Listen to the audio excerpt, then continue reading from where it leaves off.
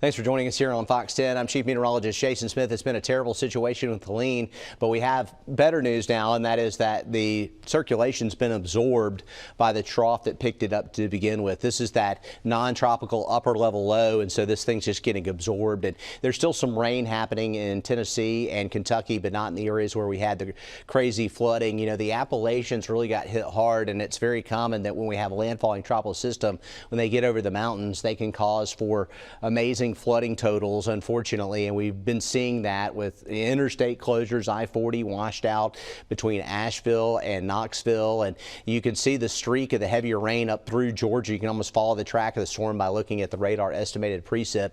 About 18 inches of rain in the upstate of South Carolina. There's some radar spikes in here. We kind of have a little area where we have a lot of higher terrain, and so that we don't have the data, but likely swath of about 18 to 20 inches of rain all across this higher terrain, and that's why the rivers are pretty much off the charts. We are looking at now a post-tropical system, so the final advisory has been issued on Helene. And what else is out there? Well, we've got Isaac. It's a hurricane. It's moving towards colder waters that will dissipate soon. We've got Joyce, a tropical storm, which should dissipate next week over the open Atlantic, another wave behind that. And then we're watching the Western Caribbean Sea for possibly some tropical development. That would be happening next week. And so we've got it highlighted right here.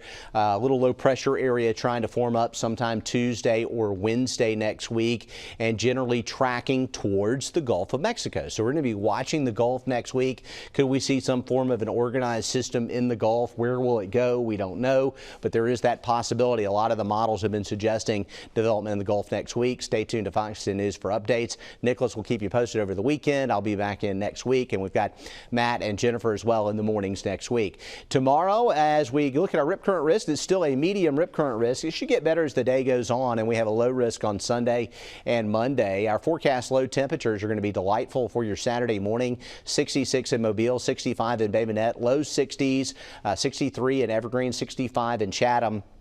Our forecast, 89 on Sunday, 88 on Monday, 90 on Tuesday, overnight lows in the upper 60s. Over the next 7 days, more of the same as we head into October. Could be a little cooler by the middle of the week next week or late next week as another weak front moves into the area. And we'll just keep watching the tropics for you here on Fox 10 News. Of course, hurricane season's far from over. We're still in a real active part of the season, so we'll be monitoring that. And in the meantime, looks like dry weather over the next 7 days for the Gulf Coast. Have a great weekend.